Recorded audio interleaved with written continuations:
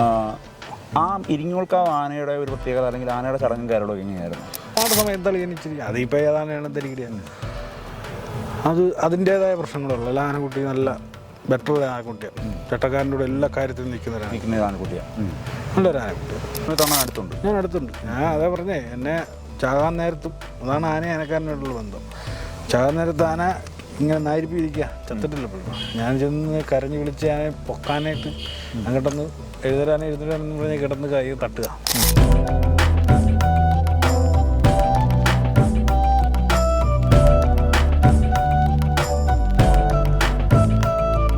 ഒരു സമയത്താണ് പണിക്കിറങ്ങി, ആണെങ്കിൽ ഒരു 13-14 വയസ്സിൽ പണിക്കിറങ്ങി, അല്ലെങ്കിൽ 16 വയസ്സിൽ ഒരു ചുമതലാന കിട്ടി. പക്ഷേ എങ്കിൽ തന്നെയും ആ സമയത്ത് കോട്ടയത്ത് അത്യാവശ്യം നല്ല പേരും തലയെടുപ്പുള്ള ഒരു ആനത്തറവായിരുന്നു ചാന്നാനിക്കാട് എന്ന് പറയുന്നത്. ഒരുപാട് നല്ല നല്ല ആനകൾ വരികയും നിന്ന് പോവുകയും ഒക്കെ ചെയ്തിട്ടുള്ള നല്ല നല്ല ചാന്നാനിക്കാട് വിജയസുന്ദർ പോലുള്ള നല്ല നല്ല ആനകൾ നിന്നിട്ടുള്ള തറവാടാണ്.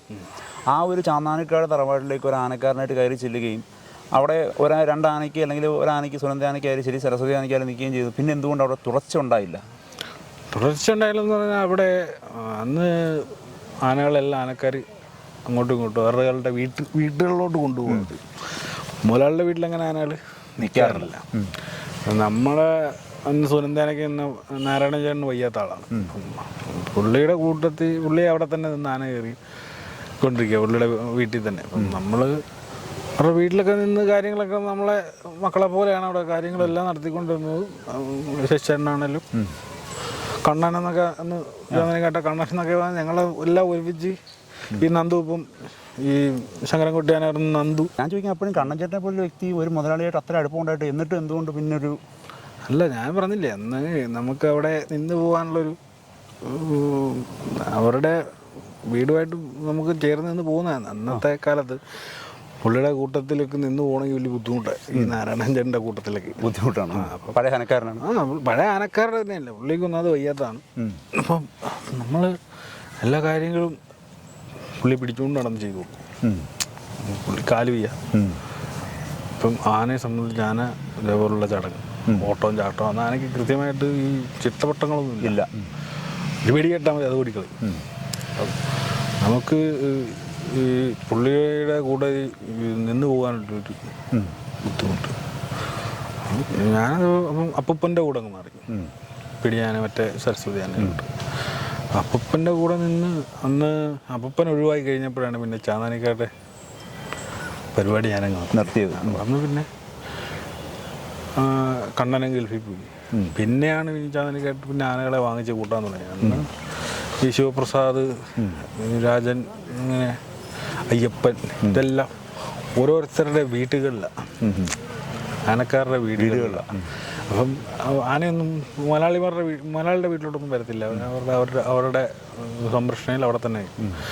നമ്മൾ ഈ മലയാളി വീട്ടിൽ നിൽക്കുന്നത് മോശമല്ലേ, നമ്മളങ്ങ് മാറി പിന്നെ അവിടെ നിന്നാണ് ഇരിങ്ങോൾക്കാവിൽ പോകുന്നത്. ഇരിങ്ങോൾക്കാവിനെ സംബന്ധിച്ച് ഇരിങ്ങോൾക്കാവ് പിടിയാനെന്ന് പറഞ്ഞാൽ അത്യാവശ്യം പേരെടുത്ത അന്നത്തെ കാലത്ത് ഇപ്പോഴും ആനക്കാർ ഓർത്ത് വെക്കുന്ന ഒരുപാട് നല്ല നല്ല ഓർമ്മകളുള്ള ഒരു ആനയാണ്.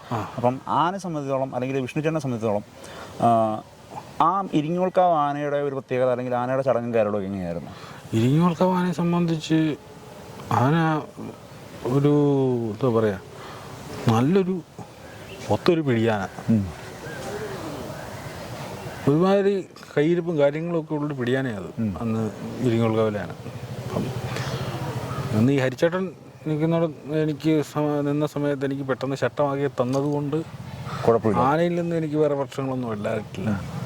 പിന്നെ എൻ്റെ നിന്നൊക്കെ ആന തെറ്റി കറങ്ങി തിരിഞ്ഞുമൊക്കെ പോയിട്ടുണ്ട്. എന്നാലും ദേഹോദ്രവൊന്നും ആന ഏൽപ്പിച്ചിട്ടില്ല. എന്നാൽ അതിന് മുന്നേ നിന്നവരെയൊക്കെ ആന ദേഹം ഉപദ്രവിച്ചിട്ടുണ്ട്. ഹരിച്ചേട്ടൻ അത് മുൻകൂട്ടി കണ്ടുകൊണ്ടായിരിക്കും എനിക്ക് പെട്ടെന്ന് ആന എനിക്ക് ശക്തമാക്കി തന്നു. കാര്യം കൂട്ടത്തിലൊക്കെ നടന്ന് നമ്മളിതിൻ്റെ കൂട്ടത്തിലൊക്കെ വന്നതാണെന്നൊക്കെ എനിക്ക് മനസ്സിലാക്കി ഞാൻ എനിക്ക് വലിയ ബുദ്ധിമുട്ടാണ്. ഈ ചട്ടം ഇല്ലാതെ കൂട്ടത്തിൽ കിടക്കുന്ന എനിക്ക് ഭയങ്കര ഏനക്കേടാണ്. അപ്പം അത് വരാണ്ടിരിക്കാനായിരിക്കും പുള്ളി അന്ന് തന്നെ എനിക്ക്. പിന്നെ പുള്ളിക്ക് അന്ന് ഈ കണ്ണിന് കാഴ്ചക്കുറവൊക്കെ ഉള്ളതാണ്. പുള്ളി വീട്ടിൽ പോയിട്ട് വരാനും ഒക്കെ സൗകര്യത്തിന് എനിക്ക് പെട്ടെന്ന് ആന ചട്ടമാക്കി തന്നു. എനിക്കും വലുതായിട്ട് കാര്യങ്ങൾ ഈ ചീറ്റപ്പെട്ടി ആനയെ കൊണ്ട് എടുപ്പിച്ചുകൊണ്ട് വരാം. ഇനി അത്യാവശ്യം ഇരുത്തി കുളിപ്പിക്കാനും ഒക്കെ എനിക്കറിയത്തുള്ളൂ. ഞാൻ കുളിപ്പിച്ചിരുന്നു അത്ര വൃത്തിയൊന്നും അതിൻ്റെ കാര്യം നമ്മുടെ കഴിക്കുന്നു വന്ന് കൃത്യമായിട്ട് നല്ല മെയ്ക്കെട്ടിയുള്ള ഒരു ആനയായിരുന്നു. അപ്പം എന്നാലും എന്നെ കൊണ്ടാകുന്ന വിധമൊക്കെ തൂത്തുവിടുമായിരുന്നു. ഞാനൊരു വർഷം 1.5 വർഷത്തോളം ഉണ്ടായിരുന്നു അതിൻ്റെ കൂടെ. അപ്പോൾ അതിൻ്റെ കാര്യങ്ങൾ അങ്ങനെ ചെയ്താണ് നമ്മൾ പണി എന്നുള്ള രീതി പഴക്കമായത്. അപ്പം അത് ആന ഇതേപോലെ നടക്കൊരു ചെറിയ കംപ്ലൈൻറ്റ് പോലെ ചെറിയ നീര് പോലായി. അത് ഒരു മരക്കുറ്റി കയറിയിരുന്നതാണ്. അത് ഇരുന്ന് പഴുത്ത് അത് ചെറിയ നീരായിരുന്നു. പിന്നെ നീര് മേളിലോട്ട് കയറി ചങ്കുറ്റി കടിച്ചാണ് പെട്ടെന്ന് തന്നെ വീണ് മരിച്ചു പോകാൻ. കാരണം കിടന്നൊന്നുമില്ല, അപ്പം തന്നെ വീണ് മരിച്ചു പോയി. കാര്യം നല്ല ഒരു മരക്കുറ്റി നടക്കകത്ത് കയറിയായിരുന്നു. അത് പക്ഷേ ആരും ശ്രദ്ധിച്ചില്ലെങ്കിൽ അത് ശ്രദ്ധ വന്നായിരുന്നു. അത് പിന്നെ മാറിക്കോളും എന്നുള്ള ഇത് വെച്ചോണ്ടിരുന്നു. പക്ഷെ അതിനകത്ത് കല്ലും മണ്ണൊക്കെ കയറിയിരിപ്പുണ്ടായിരുന്നു. എടുത്തായിരുന്നു, അതൊക്കെ എടുത്ത് കളഞ്ഞായിരുന്നു. അത് നമ്മൾ വൃത്തിയാക്കിക്കൊണ്ടിരുന്ന അതിനകത്ത് ഇരിപ്പുള്ളതായിട്ട് നമ്മൾ ശ്രദ്ധിച്ചിട്ടുണ്ട്. ഡോക്ടർ അന്ന് ഡോക്ടർ പറയുന്നല്ലേ നമുക്ക് ചെയ്യാൻ പറ്റുള്ളൂ. ഡോക്ടർ എന്ന് പറയുന്നത് കുഴപ്പമില്ല, മാറിക്കോളും. പക്ഷെ അത് മരക്കുറ്റി അടിച്ചതും 2 മുറിവ് വേറെ ഉണ്ടായിരുന്നു. അത് നല്ലൊരു സ്ഥാനത്ത് നടക്കകത്ത് പെരിഞ്ഞരമ്പിൽ നല്ലൊരു ചതവും ഉണ്ടായിരുന്നു.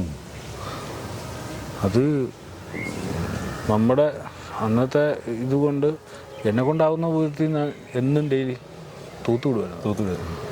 പക്ഷേ അത് നീരം കൊണ്ട് മാറാവുന്നപ്പോൾ പിന്നെ ഡോക്ടറെ വിളിക്കാതെ നീര് നടക്കുന്നു മാറുന്നില്ല, ഭയങ്കരമായിട്ട് നീരായി. അങ്ങനെ ഒരു ദിവസം സുപ്രഭാതത്തിൽ സംഭവം വീണ് മരിച്ചുപോയി. അത് അറ്റാക്കായിരുന്നു. കാര്യം പെട്ടെന്നുള്ള നീര് ചങ്കിനകത്തോട്ട് കയറി ബ്ലോക്കായി. അങ്ങനെ അത് കഴിഞ്ഞ് അവിടെ നിന്ന് വന്നാണ് തിരുവല്ലാമ്പലത്തിൽ കൊച്ചാനയിലോട്ട് വരുന്നത്.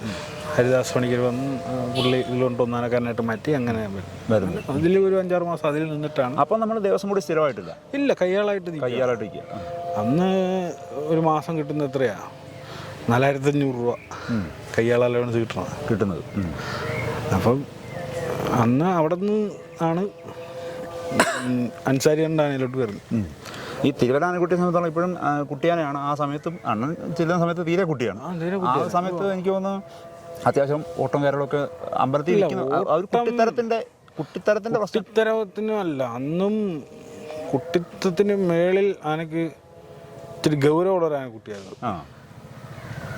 കുട്ടിത്തം എന്നാലും ഞാൻ പറയത്തില്ല, കാര്യം ആനക്ക് ഇച്ചിരി കാര്യഗൗരവം നന്നായി ഉണ്ട്. ആനയ്ക്ക് ആന ഒരു കാര്യം കാണിച്ചു കൊടുത്താൽ എനിക്ക് കൃത്യമായിട്ട് അറിയാം. ഒരു കാര്യം പഠിപ്പിച്ചു കൊടുത്താൽ എനിക്കറിയാം. ഒരു മനസ്സിലാക്കാനും നമ്മുടെ കാര്യങ്ങൾ നമ്മൾ പറഞ്ഞു കൊടുക്കുന്ന കാര്യം പെട്ടെന്ന് ഒബ്സർവ് ചെയ്യും. പുള്ളിക്ക് അറിയാം എന്താ ചെയ്യുന്നത്. അപ്പം എനിക്ക് ആന അന്നും ഈ ഓട്ടം ചാട്ടം എന്നൊക്കെ പറഞ്ഞാൽ പെട്ടെന്നുള്ളൊരു പേടി കാരണം ആന ഓടി അങ്ങ് പോകുന്നുള്ളൂ. എന്നാലും ആരെ ഉപദ്രവിക്കത്തൊന്നുമില്ല. അതും ഈ ആനക്കുട്ടി ഇപ്പം അങ്ങ് ഞാൻ നിന്ന ആ സമയത്തിനേക്കാൾ ഇപ്പം നല്ലോണം ആന തെളിഞ്ഞു. ഇപ്പം ആനയ്ക്ക് മതപ്പാടൊക്കെ കൃത്യമായിട്ട് വിളിക്കാൻ തുടങ്ങി. ആനയ്ക്ക് അന്നേ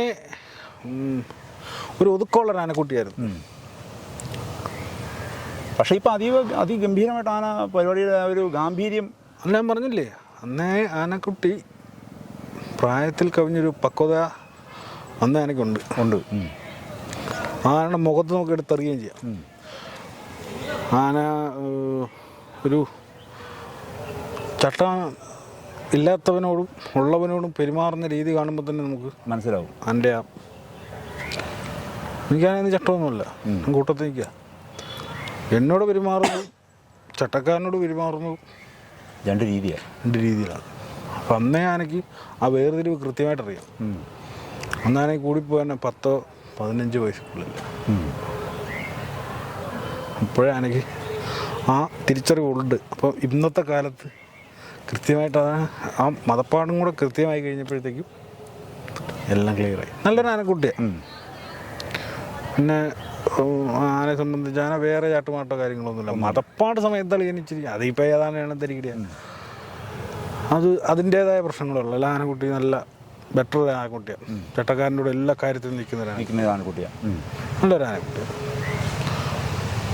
അവിടെ നിന്ന് പിന്നെ അൻസാരി ഉണ്ട്. കണ്ണനാനയ്ക്ക് വരും. കണ്ണനാനയ്ക്ക് വന്നു. അത് 4-4.5 കൊല്ലം ഞാൻ കൊണ്ടുനടന്നു. ആന എല്ലാവരും പറഞ്ഞു നിന്നെ കൊല്ലും തിന്നും.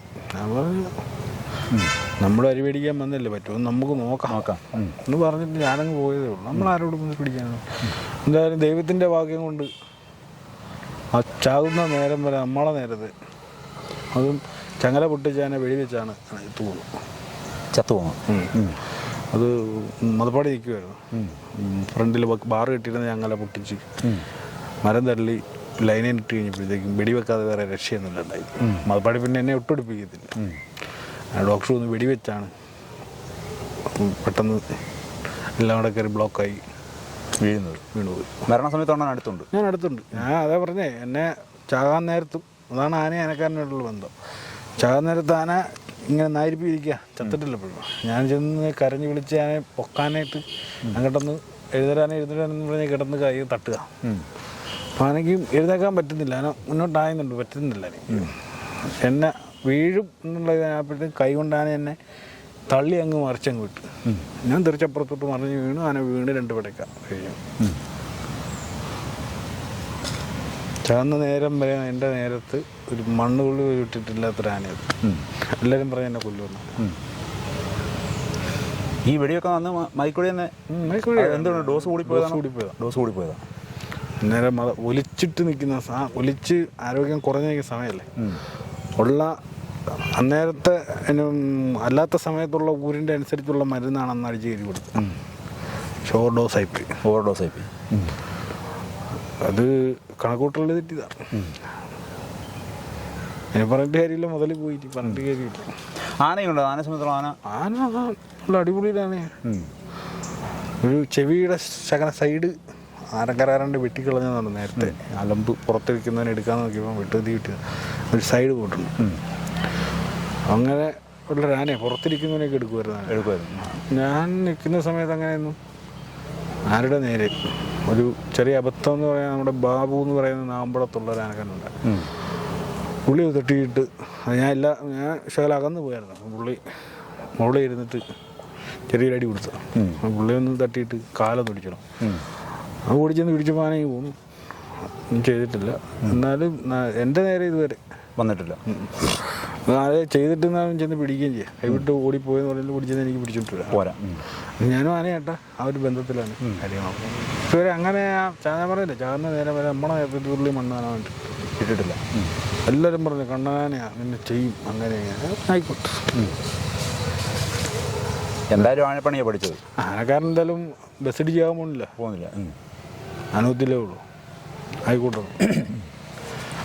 അതൊക്കെ പറഞ്ഞ് എല്ലാവർക്കും ഭയങ്കര ഇതായിരുന്നു. നമ്മളെ ഒരു അത്ര ആനക്കാർ അവിടെ പത്തനാട് മേഖലയിൽ ഒരുപ്പെട്ട ആനക്കാരൊക്കെ ഉള്ള മേഖലയായിരുന്നു. ഒക്കെ വലിയ കണ്ണുകടിയായിരുന്നു ഇതിനെ നമ്മൾ കഴിച്ചുകൊണ്ടങ്ങ് പോയതൊക്കെ. നമ്മൾ ഒരു കാര്യം തരി പിടിക്കാൻ നമ്മൾ അതെ, അത് നമ്മൾ വൃത്തിയായിട്ട് സാധിക്കുന്നുണ്ടായിരുന്നു. പിന്നെ വലിയ പണി എന്ന് പറഞ്ഞാൽ എനിക്ക് ഇഷ്ടംപോലെ പണിയുണ്ടായിരുന്നു അവിടെ. തടിപിടുത്തേ മുതലാളിയോട് നമ്മൾ പണിതാ പൈസ കൊടുക്കത്തിന് ആന അയച്ചുകൊണ്ട് പോയത്. ആന അയച്ച് എൻ്റെ ഇഷ്ടത്തിനാണ് ഞാൻ പണിയുന്നതും കാര്യങ്ങളും. എൻ്റെ ഒരു കണക്കൂട്ടലുണ്ട്, ഇത്ര രൂപയ്ക്ക് പണിതാൽ മതി. എൻ്റെ കാര്യം ആനയുടെ കാര്യം കൂട്ടുകാരൻ്റെ ശമ്പളം ആയി കഴിഞ്ഞാൽ പണി നമ്മളവിടെ നിർത്തുക. അതിനനുസരിച്ചുള്ള പണിയൊക്കെ പണിത് കാര്യങ്ങളൊക്കെ അടുത്ത് പോകുന്നുണ്ടോണ്ട് വേറെ തട്ടുകേട് കാര്യങ്ങളൊന്നും വന്നിട്ടില്ല. പരിപാടി കാര്യങ്ങളൊക്കെ അത് അന്ന് 90-95 പരിപാടി, മാക്സിമം 90-95-100 പരിപാടി മുകളിലോട്ടുണ്ടെങ്കിലേ ഉള്ളൂ. താഴത്തില്ല. എല്ലാവരും പറയാം അത് അങ്ങനെ ഇങ്ങനെയാണ് 25 പരിപാടിക്കുള്ളിൽ എടുക്കത്തില്ല. ഞാൻ 100 പരിപാടി 105 പരിപാടിക്ക് എടുക്കുന്നുണ്ടായിരുന്നു. ഒരു കുഴപ്പമില്ലായിരുന്നു. അതിനുശേഷം പിന്നീട് അടുത്ത ആനയിലേക്ക് വരുന്നത് അടുത്ത ഞാൻ ശ്രീരാമൻ എന്ന് പറഞ്ഞ ചമ്പക്കര ശ്രീരാമൻ എന്ന് പറയുന്ന ആനയിലോട്ടാണ് ഞാൻ പോകുന്നത്. ഞാൻ അടിവാരം ബീച്ചോണ്ട് ഞാൻ ഇവിടെ ആന കഴിക്കുന്നു. അതിൽ ഒരു 3 മാസം എന്നുള്ളൂ. 3 മാസം. അതിൽ 3 മാസം നിന്നിട്ട് ആന ബീച്ചേട്ടൻ ഇതേപോലെ കാലിലൊരു കമ്പി ഇട്ടിട്ടുണ്ടായിരുന്നു. അപ്പോൾ കമ്പി ഇട്ട് പുള്ളി അതേപോലെ ആന പണകൊണ്ടിരുന്ന വഴിക്ക് വേറൊരാൾ വന്ന് കയറി അടിച്ച് കളഞ്ഞ് പുള്ളി ആനയുടെ മുകളിൽ ചാട്ടി പുള്ളിയുടെ കാലിലെ കമ്പി ഇളകി. അങ്ങനെയൊക്കെ ആയി കഴിഞ്ഞപ്പോഴത്തേക്കും പുള്ളി വഴിയായപ്പോൾ ഞാനും ഒഴിവായിപ്പോയി. അല്ല, ഇപ്പോഴത്തെ കൂട്ട് ഒന്നാനക്കാരൻ മാറി കഴിഞ്ഞാൽ രണ്ടാനക്കാരൻ അടിക്കുന്ന നമ്മളങ്ങ് ഒഴിവായിപ്പോയി. നമ്മളങ്ങ് മാറിയതാണ്. അപ്പം അതിൽ നിന്ന് മാറിയിട്ടാണ് ഞാൻ അങ്ങനെ ഫോറസ്റ്റിലൊരിത് വന്ന് ഫോറസ്റ്റിലോട്ട് പോകുന്നത്. ഫോറസ്റ്റിൽ 1.5 കൊല്ലത്തോളം ഫോറസ്റ്റ് നിന്നാണ്. ഫോറസ്റ്റ് നിന്ന് നമുക്ക് ഗവൺമെൻറ് ജോലിയായിട്ടോ കയ്യാ